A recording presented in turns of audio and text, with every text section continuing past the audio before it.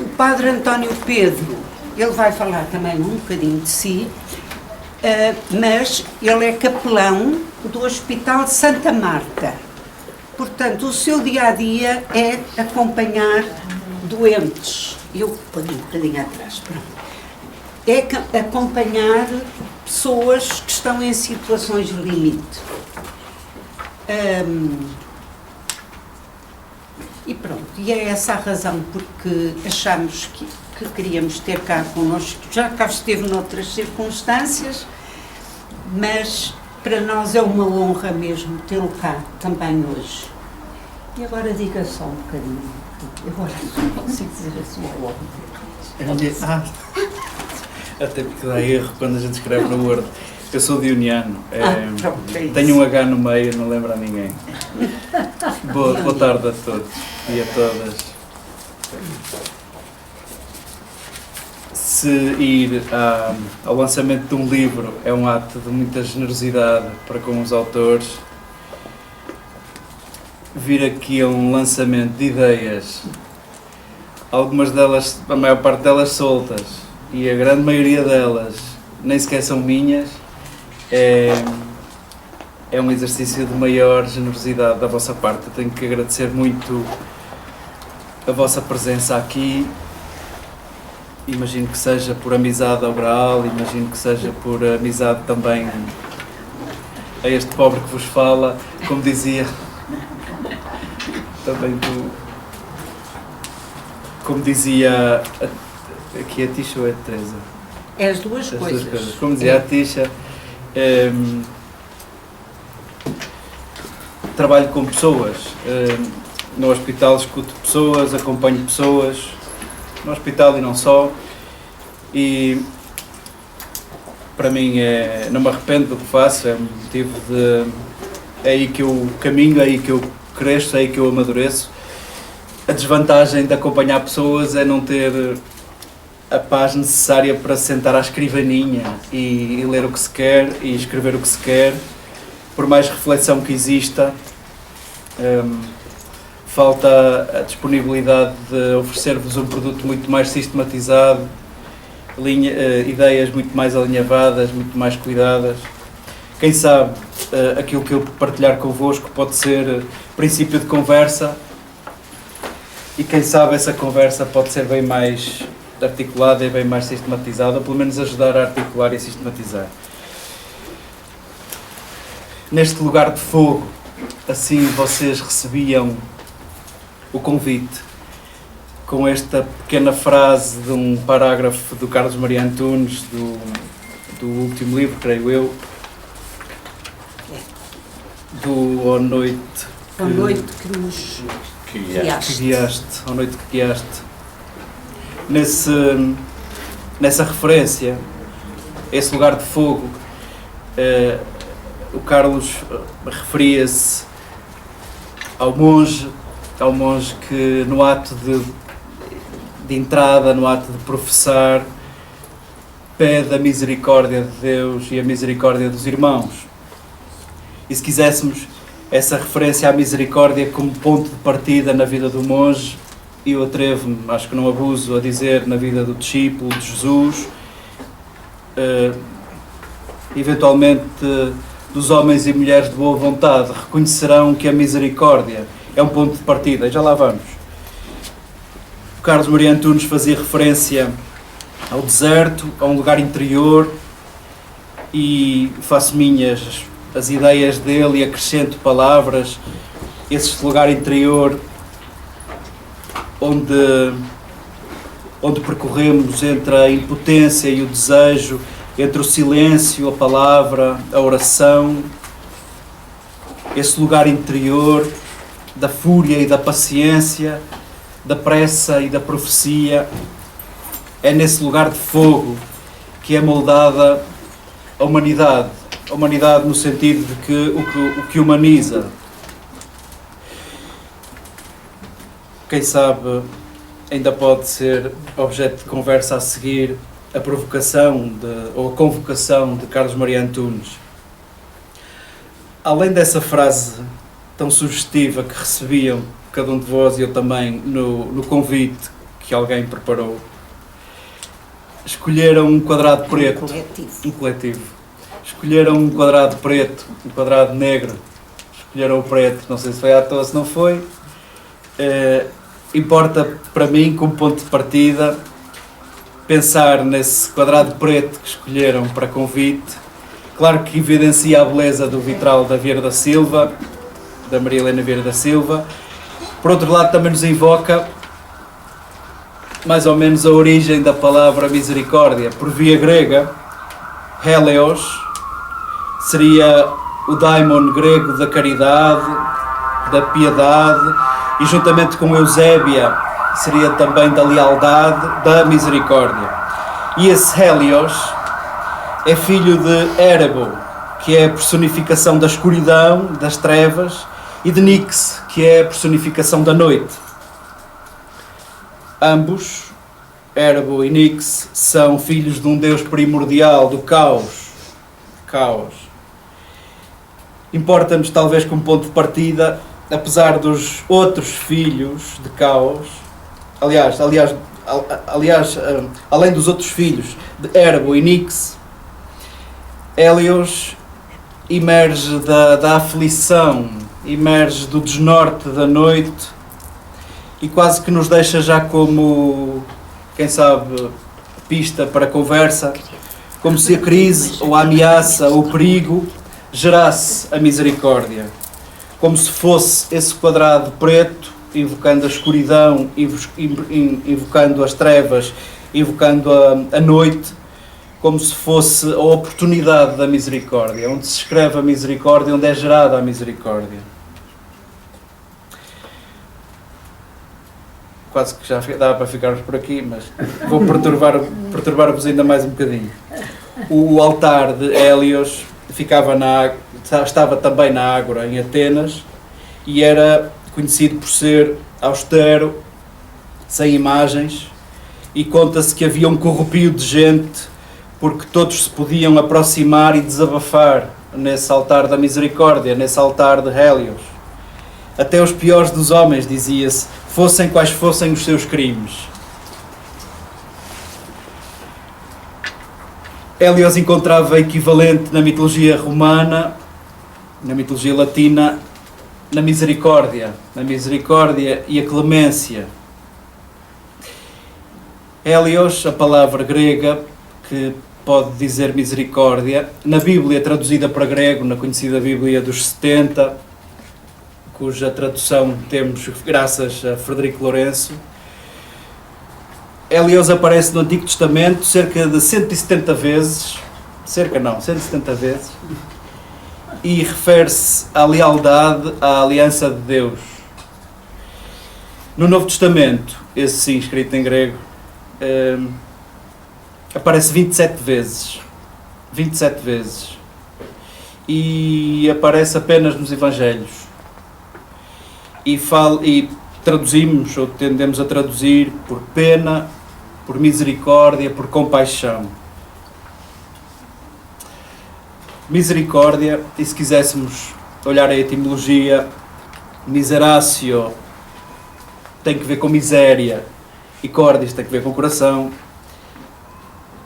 Cada um teria seguramente uma definição excelente, melhor que a minha. Um coração que se debruça sobre a miséria humana, um coração compadecido, ou se quiséssemos, um sentimento pelo qual a miséria alheia, a miséria do outro, toca o meu coração. Oposto. Vamos passar uma hora nisto. Quer uma Mas é de feito de fabrico.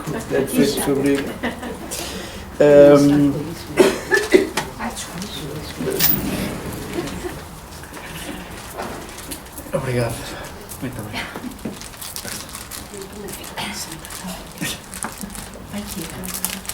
Basta para os olhos.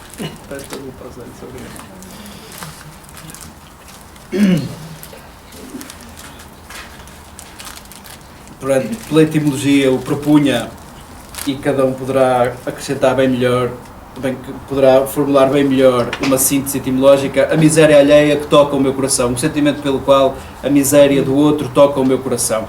oposto a esta, quer misericórdia, quer o Helios, estava a Anaideia, que era a personificação da crueldade, do despudor e do imperdoável. Se quiséssemos também, por via de opostos, por via de antagonismos, a misericórdia seria o oposto a isso. Limites. Eu creio que talvez, num primeiro momento, o conceito de misericórdia possa ser demasiado analítico, apenas descreve a qualidade de um coração. Talvez importasse um passo à frente, como é que se operacionaliza a misericórdia, como é que se educa, como é que se cultiva esse coração, que não é alheio à miséria do outro, que se deixa tocar pela miséria do outro. Como é que isso acontece? Há um quadro muito expressivo para nós, devedores da herança cristã, discípulos de Jesus, cada um saberá onde se inscreve. Há uma história muito elucidativa, eu gostava de lembrá-la, convocá-la para aqui. Nós conhecemos-la como a história do bom samaritano. A verdade é que Jesus conta uma parábola, conta uma história. As parábolas de Jesus nunca têm conteúdo religioso. Esta acaba por ter assim uma pontinha, porque vai lá buscar dois personagens religiosos para gozar com eles. Não tem nunca conteúdo religioso. Esta história de um samaritano misericordioso importa-nos não só para que fique claro o que é a misericórdia, como para que fique claro como é que se operacionaliza a misericórdia, e para os discípulos de Jesus há de ficar claro o que é pedido aos discípulos de Jesus. Como são as palavras mais preciosas que eu tenho no meio destas todas, faço questão de as ler. São de Lucas, capítulo 10, os versículos do 25 ao 37. E a tradução é de Frederico Lourenço. E eis que se levantou um doutor da lei, pondo-o à prova, dizendo: Mestre, é fazendo o quê que herdarei a vida eterna? E disse-lhe Jesus: o que está escrito na lei? Como lês tu?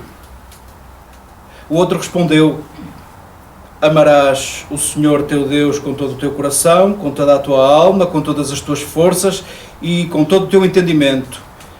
E ao próximo amarás como a ti mesmo. E disse-lhe Jesus: respondeste bem, faz isso e viverás. Porém, ele, querendo justificar-se, perguntou a Jesus: e quem é o meu próximo? Jesus respondeu: certo homem descia de Jerusalém para Jericó e caiu entre salteadores que, depois de o despirem e espancarem, o abandonaram, deixando-o meio morto. Por coincidência, descia por aquele caminho um sacerdote que, ao vê-lo, passou ao largo.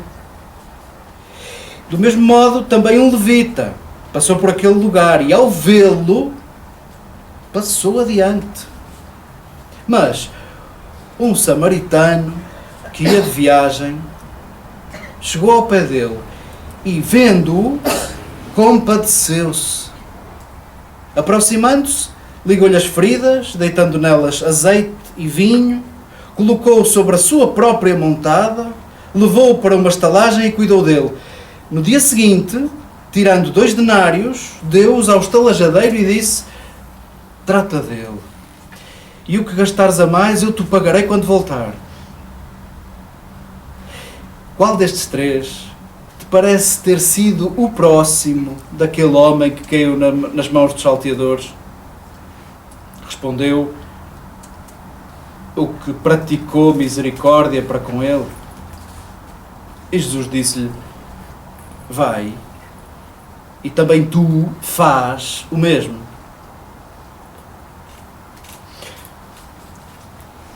Detalhes desta história que eu bem sei que a sabemos de cor. A vida eterna, a vida inteira, a vida com sabor, a vida com sentido, a vida em cheio, o sentido da vida, se quiséssemos, é a pergunta daquele doutor da lei, daquele teórico. Relaciona-se, quer um, quer outro, quer o doutor da lei, quer Jesus, relacionam o sentido da vida com o fazer. que é que eu hei de fazer? E a história termina com faz tu.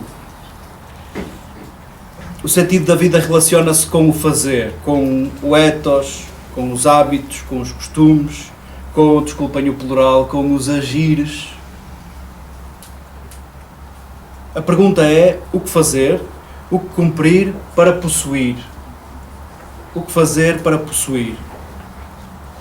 E Jesus responde-lhe com uma pergunta: o que é que fazes tu com as palavras que lês? O que é que fazes tu com o tanto que sabes? O que é que fazes tu com as palavras? Essa lei eu já cumpro. O que é que eu devo fazer para possuir? O próximo, para os judeus, é um dos meus, é um dos pertencentes ao povo escolhido. Não é próximo aquele que é fora do povo escolhido.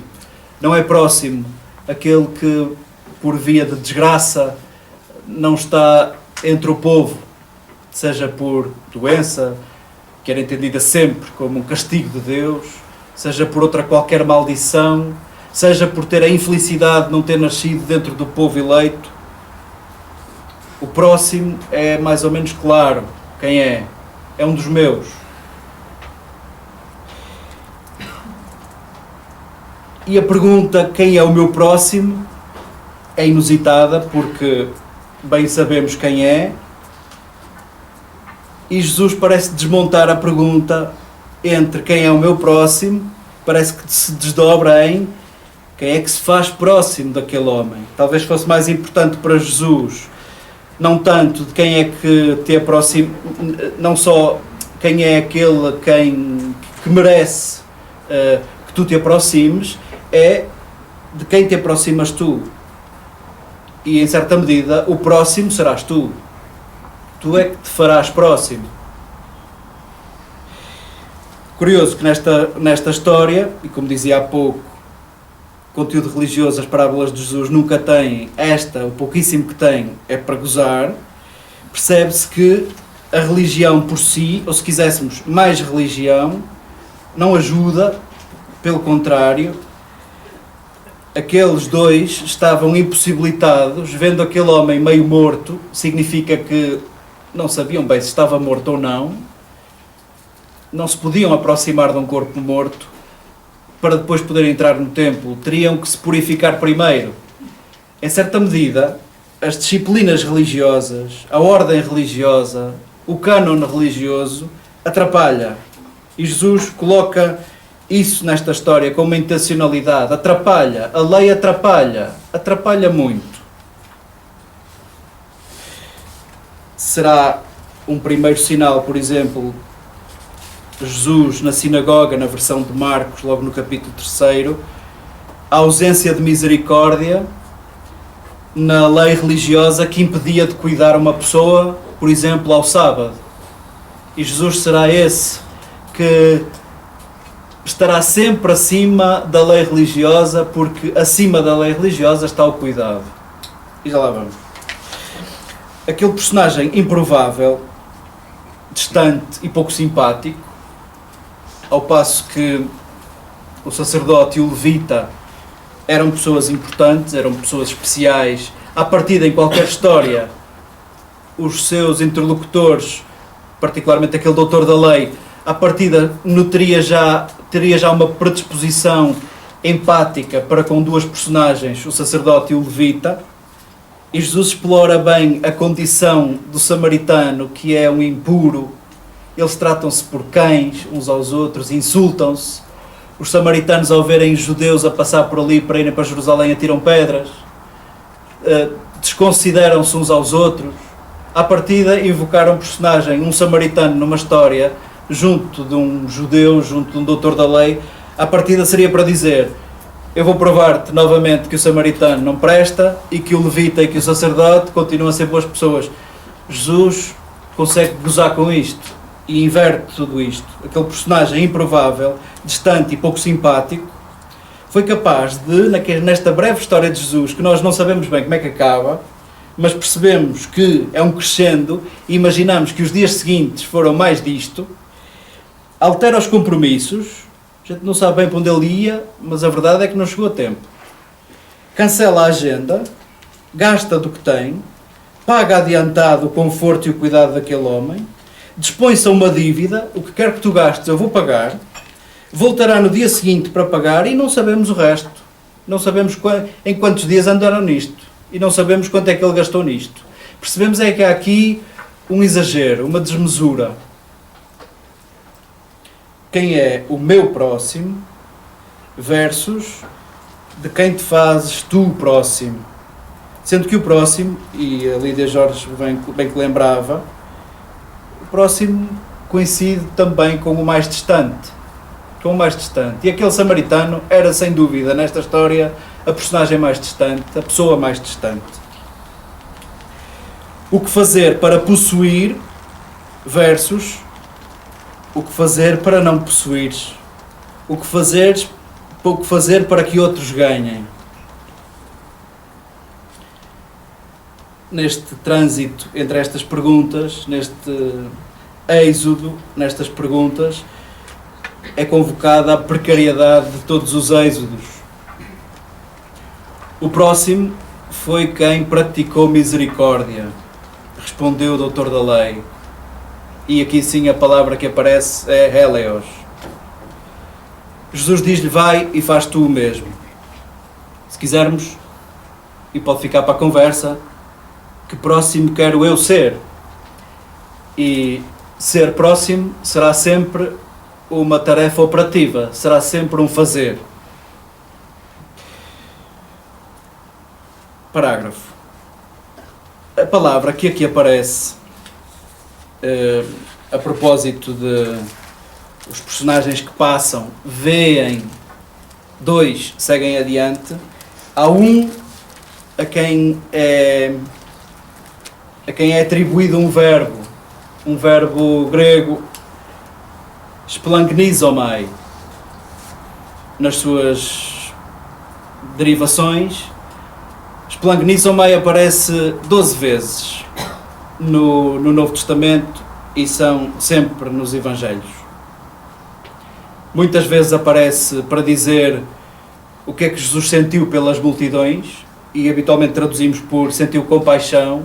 Algumas traduções dizem sentiu pena.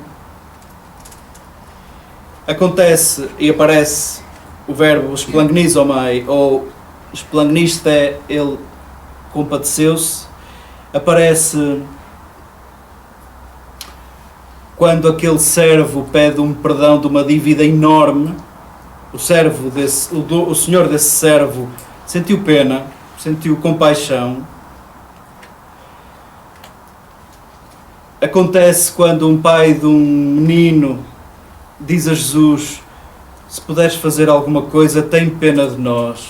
O menino estava possuído por um espírito com uma fúria descontrolada, diz-nos o texto. Aparece-nos quando um homem com uma mão atrofiada aparece junto de Jesus. Jesus, diz-nos Marcos, movido por compaixão, esticou-lhe a mão, tocou-o e disse, quero, fica limpo. Acontece quando Jesus, em Naim, se cruza com uma viúva, já não tem passado, já não tem segurança, não tem marido, e está a sepultar o filho, também já não tem futuro. É o cúmulo da desproteção. Diz-nos Lucas que Jesus sentiu compaixão, explangniste, e disse, não chores. Acontece com este samaritano da parábola, viu-o e explangniste, traduzimos por e sentiu compaixão. Acontece com o pai daquele filho mais novo, daquele filho pródigo, que vendo-o ao longe, sentiu compaixão e saltou a correr para os braços do filho. Nós traduzimos por compaixão porque não temos outra palavra para dizer literalmente o que esta palavra grega significa. Esta palavra diz literalmente, volveram-se-lhe as entranhas. Sentiu qualquer coisa na barriga. E todos experimentamos isto por notícias muitíssimo desagradáveis, pesadíssimas, maiores do que nós, e também experimentamos por palavras que verdadeiramente nos salvam. A notícia de uma doença terminal, a má notícia de uma morte iminente, é possível que mexa com as entranhas.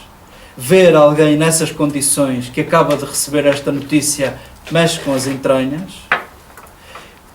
E também, a primeira vez que cada um de nós ouviu a frase "eu amo-te", também as borboletas na barriga, como dizem os ingleses, também é mais ou menos isso. Também é mais ou menos isso. E já lá vamos ao lugar da misericórdia, que por via racional atribuímos ao coração, e desde já fica claro que o lugar da misericórdia, desculpem se não parece nobre, mas já lá vamos resgatar a beleza desse lugar, são as entranhas, é o ventre, o lugar da misericórdia. Luciano Manicardi, na Caridade Dá Que Fazer, tenho a certeza que todos já tropeçaram nele, recorda-nos que a misericórdia, na linguagem bíblica, deve ser feita. Vai e faz o mesmo. Não existem teorias sobre a misericórdia. Em certa medida, aquele doutor da lei dá conta da postura teórica e Jesus pede aos seus discípulos um fazer. Vai e faz. 3 momentos nesta história, entre os personagens que vêm, que passam por aquele meio morto, ver, todos viram, os 3 personagens viram, sentiu um impulso de alívio de sofrimento, um impulso de cuidado, mesmo sem saber bem como, e nós, com o conhecimento médico e farmacêutico, somos capazes de olhar para ali, oh meu Deus, vinho e azeite, o que ele foi fazer àquelas feridas? Sentiu um impulso de alívio de sofrimento, sem saber bem como, e fez, em exagero, até ao fim, e nós nem sabemos o fim. Ver, sentir um impulso e fazer, escolher fazer. Ver pede-nos um treino de sentidos, pede um treino de visão e de sentidos. Sentir esse impulso pede saber ler o corpo, saber ler os impulsos viscerais de cuidado, e se quiséssemos pede não ignorar os sentimentos e agir, ser consequente com o que se vê. Fazer o bem sem ter a certeza de que se recebe o bem, a frase é de Lídia Jorge nesta cadeira, entre a desmesura do amor que não se mede e os limites da incapacidade, e convoco para aqui o conceito de fadiga de compaixão. Tudo isto que aqui se diz, nada disto pode ser universal, e aceitem como partilhas na minha precariedade. Possa cada um, com estas palavras, encarná-las, ou não. Sim, é pedido tudo isto aos discípulos de Jesus, e o excesso e a desmesura, mas bem sei e bem sabemos que não sabemos bem qual é o coração que vai receber estas palavras. E a gente entre nós gasta e desgasta em cuidado, gasta e desgasta em exagero, e merecia que tudo isto fosse personalizável, para que se não vivesse a tal fadiga da compaixão.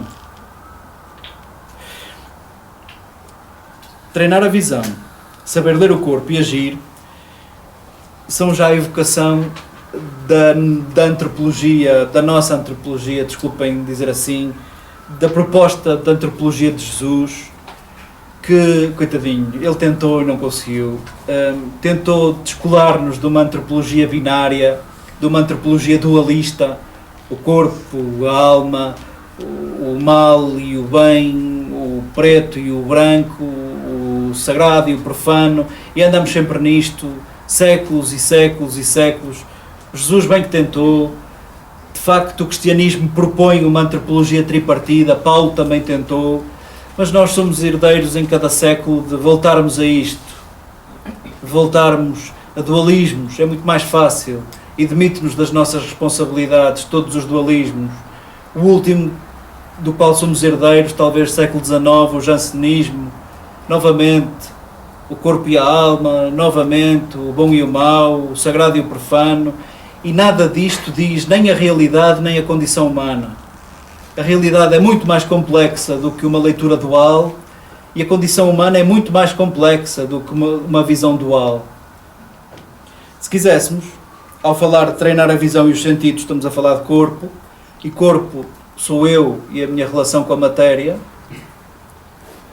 Ao saber ler o corpo, os impulsos viscerais de cuidado, ao saber interpretar, ao produzir linguagem, estamos a falar de alma, estamos a falar de psique, e não podemos falar de alma sem corpo, não existe psique sem corpo. E ao falarmos de psique e desses fenómenos interiores e do que acontece nesse mundo interior, ainda não dizemos tudo do ser humano. E sim, ao falarmos de agir, ao dizermos agir, ao dizermos escolher, não é nem por via do corpo, nem por via da alma. E aí a categoria de espírito é muito importante, porque espírito diz pessoa, diz inteireza, diz integralidade. E sim, não podemos falar de agir por via do corpo, não podemos falar de agir por via do pensamento, falamos de agir por via do espírito. O mesmo é dizer, falamos de agir por via da pessoa inteira. A honestidade não é da ordem do corpo, não é da ordem da alma, é da ordem do espírito, das escolhas, do agir. Sim, eu preciso do corpo, eu sou o corpo e vi exemplos disso. Sim, fui tocado e isso fez ondas de repercussão em mim, mas nada disto ainda diz a honestidade. A honestidade há de acontecer em escolhas, em decisões, onde eu posso escapar ou posso não escapar. Corpo, alma e espírito, se vos parecer bem, fica para outras conversas, mas que bom seria que nunca puséssemos de lado isto, porque verdadeiramente é a novidade cristã e bem que nos salva, Faz o mesmo, vai e faz o mesmo. É a resposta de Jesus a uma pergunta sobre o sentido da vida. O que devo eu fazer para herdar a vida eterna? Traduzam como quiserem. Nós podíamos estar de acordo que Jesus não veio trazer uma doutrina, não expôs uma doutrina, muito menos não impôs uma doutrina. É verdade que ele diz vários imperativos, que bom seria também um dia pensarmos nos imperativos de Jesus. Este é um deles, vai, faz, e talvez dos mais expressivos, porque ilustra o modo de ser, o modo de estar e, melhor, o modo de ser discípulo. E um modo disruptivo de entender quem é o próximo. Afinal, já não interessa distinguir quem é próximo e quem não é próximo, a pergunta fica do teu lado. Tu serás próximo de quem? Vais fazer o quê? Esse modo disruptivo de pensar quem é o próximo e as suas consequências, fazer o mesmo que aquele estrangeiro, que aquele personagem diminuído naquela história, o samaritano, ninguém esperava nada dele naquela história, reconhecer um impulso de cuidado, com sentidos treinados, responder a esse impulso, tendo claríssimo que aquele personagem era o único que não tinha bloqueios legais, bloqueios doutrinais. Se vos parecer bem, como último ponto, estou quase a chegar, espero não demorar mais que isto, seria muito importante que isto tocasse não só o percurso de cada um, mas quem sabe isto da construção de comunidade, ou se quisermos, isto de igreja. Ao falarmos de cuidar e de cuidado, gostava de olhar para o verbo como um caminho de ser próximo. Bem que percebemos por aquela história que o mais importante não é definir quem é o próximo, é sim ser próximo por via do cuidado. Gostava de olhar para cuidar e cuidado como caminhos de ser próximo e de usar de misericórdia. Quando nós dizemos fragilidade, fragilidade e fragmento vêm da mesma raiz, ambas falam de fragmentação, de separação, de quebra. Nós dizemos de nós próprios que somos frágeis, não é uma opção, não é um acessório, não é uma questão de uns são e outros não são, é ontológico, é constitutivo, é estrutural e é, portanto, próprio dos frágeis experimentar fragmentação. E experimentamos fragmentação de todas as maneiras. Seja por via das doenças do corpo, que fragmentam o corpo, seja por via de perdas que nos vão fragmentando, seja por frustrações, seja por desilusões, seja por expectativas nunca concretizadas, seja pelo que seja, por lutos. Cada uma de vós, cada um de vós tem tanto a dizer sobre a experiência da fragmentação. Somos assim, somos isso. E por sermos isso, podemos arriscar dizer que o desejo comum a todos é o desejo de inteireza, é o desejo de inteirarmos tudo isto. O mesmo é dizer de darmos um sentido a isto tudo, de cozermos isto tudo, de ligarmos isto tudo, de encontrarmos sentido nisto tudo. Que bom seria que nunca esquecêssemos que a religião também quer dizer ligar. Se a religião servir para ligar estes fragmentos e não para produzir ainda mais, se a religião servir para ligar estes fragmentos e para nos ligar a nós, fragmentados, com este desejo de construir unidade, com este desejo de construir inteireza, bravo, cumpre o seu propósito.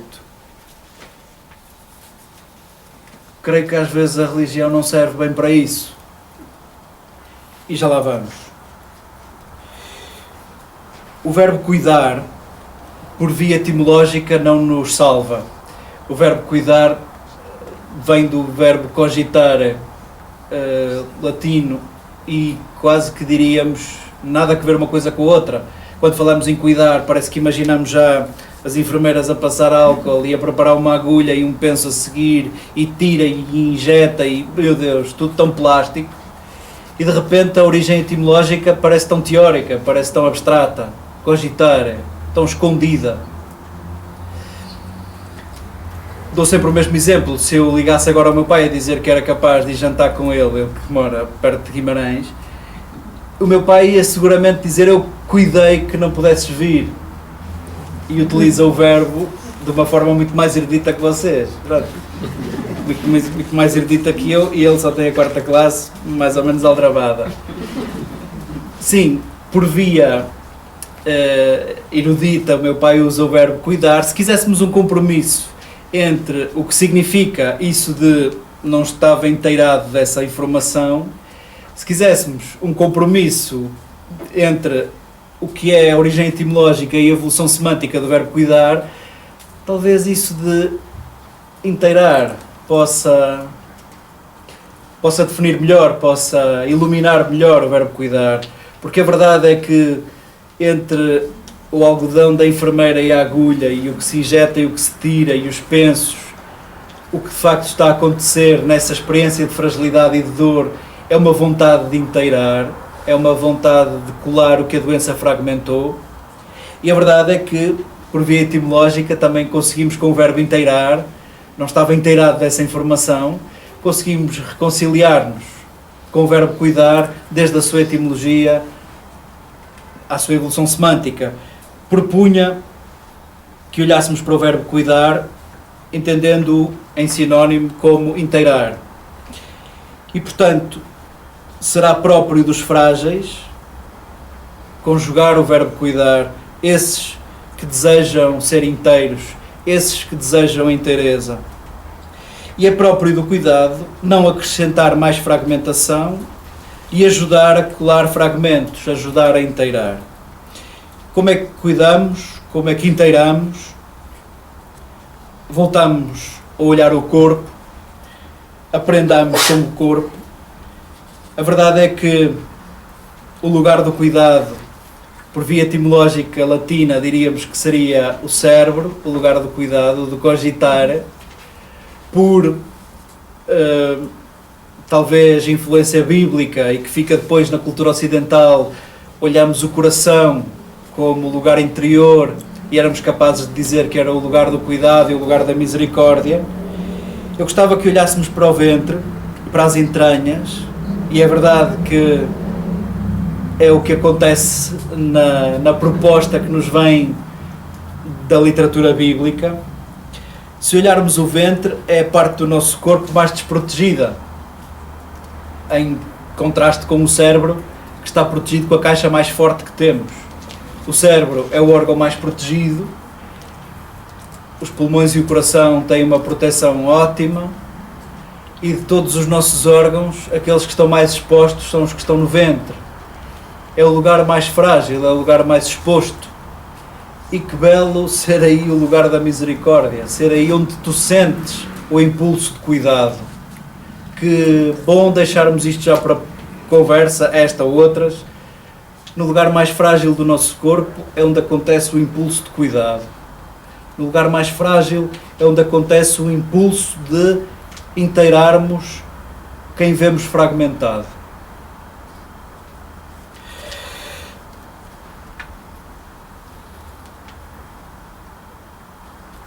Eu se calhar vou ter que começar a cortar muita coisa porque vocês me vieram aqui para perder muito tempo, mas sim.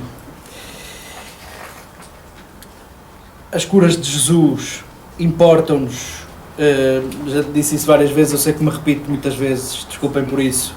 As curas de Jesus importa-nos pensar que têm pouco valor biológico, apesar de, no trabalho onde estou, apesar de cada um nas suas circunstâncias, olhamos as curas de Jesus como uma inspiração para as curas daquilo que nos dói, para as curas biológicas.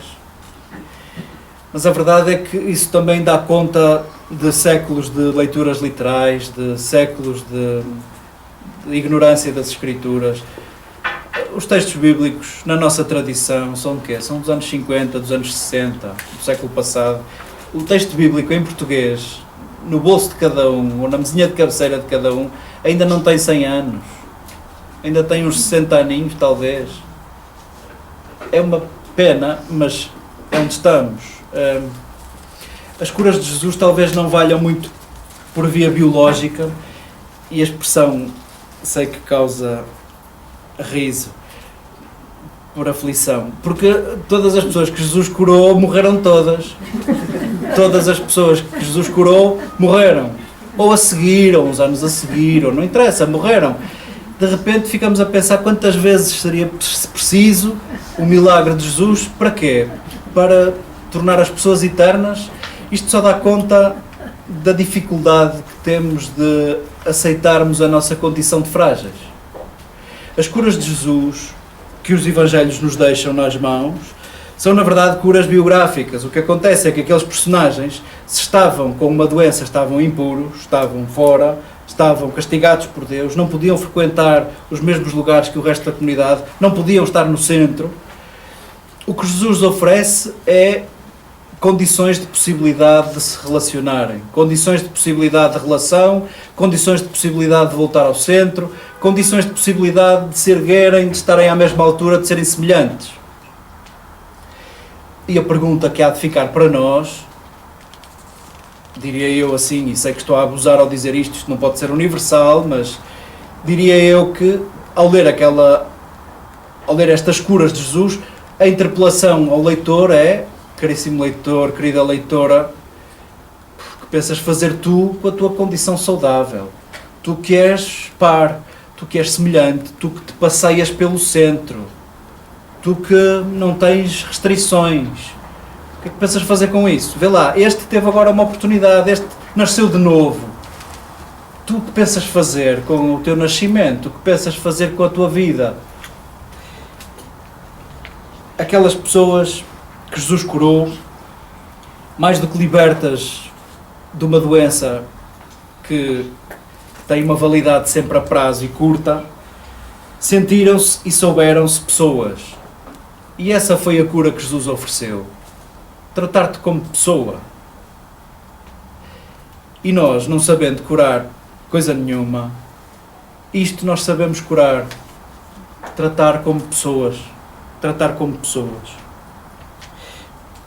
Dizia a Cristina Inorres na conversa online que tivemos esta semana, nas nossas comunidades as pessoas estão dispostas a ajudar, deixem-me dizer assim, e claro que a seguir temos que falar sobre isto, impuros, é assim que eles se sentem muitas vezes, aqueles que não estão bem no centro, aqueles que não podem fazer tudo o que fazem aqueles que estão a consumir o produto religioso.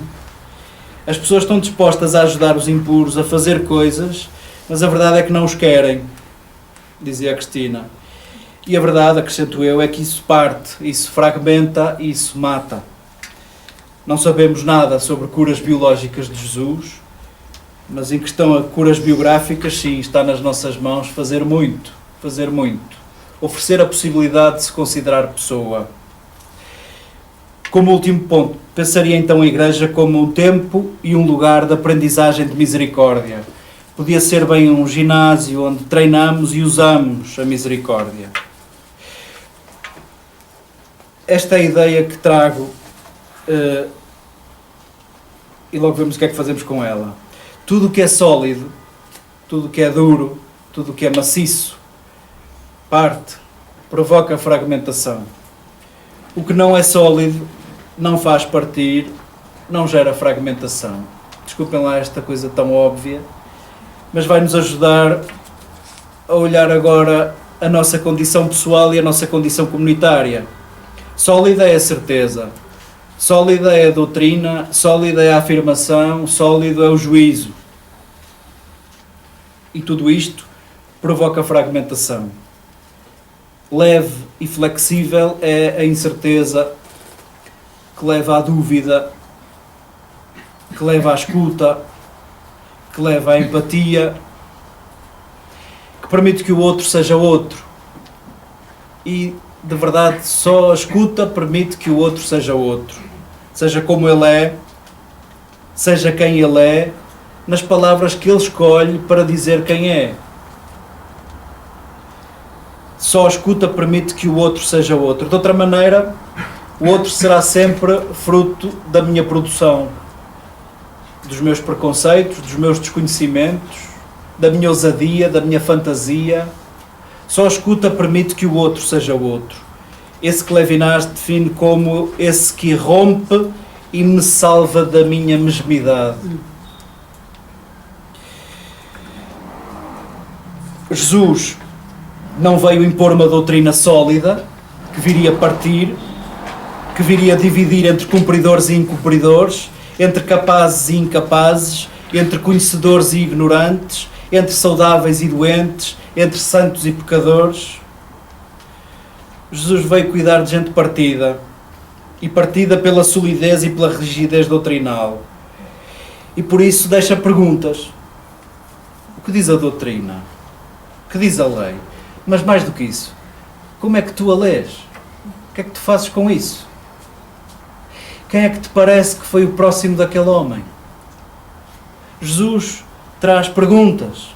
Não trouxe doutrina dura, trouxe uma possibilidade de escuta tão flexível, tão flexível. Fazer o mesmo há de ser o que temos para fazer, há de ser entender isto como um modo de ser, mais do que a construção, a elaboração e a cristalização de uma doutrina. Neste terceiro milénio há de ser a desconstrução do que o segundo milénio foi produzindo em cristalização de certezas, em cristalização de reformas, em cristalização de doutrinas e pronunciamentos e afirmações. Há de ser uma atenção aos sentidos, uma atenção ao corpo, a uma consciência desperta, a um espírito consequente. Tudo isto não cabe numa doutrina e não há doutrina que diga isto. Tudo isto há de ser um modo de ser. As doutrinas criam-nos a ilusão de que nós compreendemos o mundo e os outros sem sairmos de nós próprios, sem sair do sofá, sem sair da escrivaninha. E que bom lembrarmos os pedidos, por exemplo, do nosso irmão Papa Francisco: sair, sair, igreja em saída, sair, sair das certezas, sair das doutrinas, sair das máximas universais, para escutar e para te deixares tocar e para sentires esse impulso visceral de cuidado e para seres consequente com isso, porque foi isso que Jesus pediu, fazermos o mesmo, fazermos-nos próximos, por via da aproximação, da visão, da escuta e de um impulso desmesurado de cuidado. Às vezes o que vemos na nossa pastoral ou nas nossas modos de ser igreja consegue ser o oposto a tudo isto. Não existe cuidado, não existe exercício de tornar inteiro sem a escuta. E por isso é muito importante as perguntas de Jesus. Deixo-vos o convite, talvez um dia, um ciclo à volta das perguntas de Jesus. Só a escuta permite a empatia, colocar-se na pele, no lugar do outro, e se quiserem, já não partilho isso, mas é isso que faço no hospital e podíamos bem uma conversa à volta disso noutra altura, porque a verdade é que as pessoas raramente se queixam da doença que têm, as pessoas queixam-se da sua condição e sobretudo das suas relações,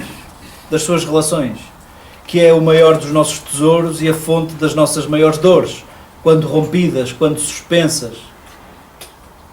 O irmão que há 40 anos não fala com o irmão por causa de umas partilhas, a mãe e a filha por causa do divórcio, a mãe e o filho por causa do desemprego e a separação e a neta.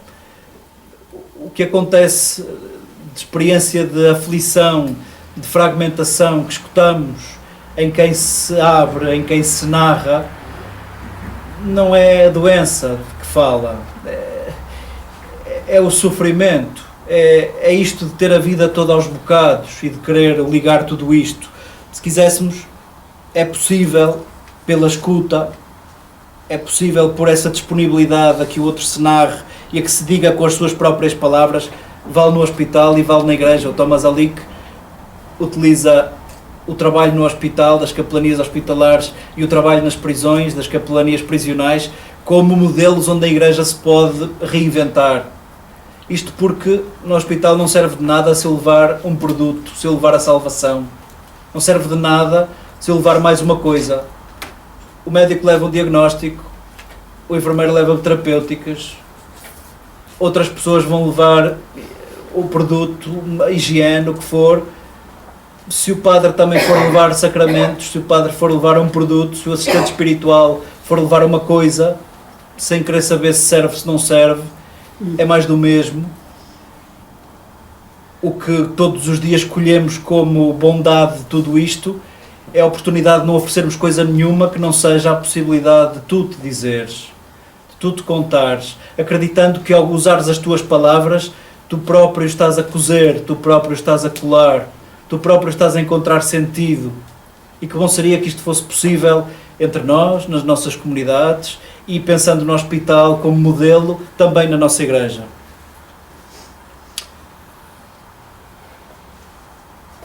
Nunca se sabe quando chega a hora da misericórdia, era assim que terminava também a Lídia Jorge aqui, isto de que cada um tem um tempo, um percurso de conversão, de transformação, de resposta à dor do outro, cada um no seu ritmo e cada um com o seu percurso pedagógico.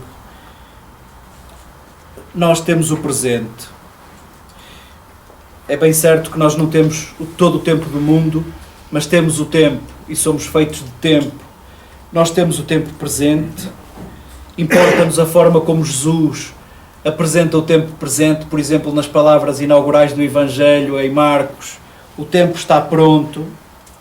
Importa-nos daqui a menos de um mês, quando iniciarmos o percurso de preparação da Páscoa, vamos repetir, este é o tempo favorável. Que bom seria que olhássemos o tempo presente como esse tempo que está pronto, o tempo favorável, e se escolhemos um quadrado negro para o explicarmos, se escolhermos um quadro negro, como vocês escolheram para convite destas conversas, mais oportuno ainda é lembrarmos que este é o tempo da misericórdia. Este é o tempo da escuta, que é por onde começa a misericórdia. Da aproximação, que é por onde começa a misericórdia. Isto de estarmos atentos ao corpo, numa linguagem de inteligência emocional, de estarmos atentos aos impulsos e a sermos consequentes com isso. Todos nós experimentamos isto em contexto de igreja, fora de contexto de igreja. Como seria que fôssemos consequentes no tempo presente? Este é o tempo que está pronto, este é o tempo favorável. E se nos queixarmos de ser crise, se nos queixarmos de serem tempos dolorosos, lembremos, e com isto termino, Hölderlin, ali onde reside a dor, está também aquilo que nos salva.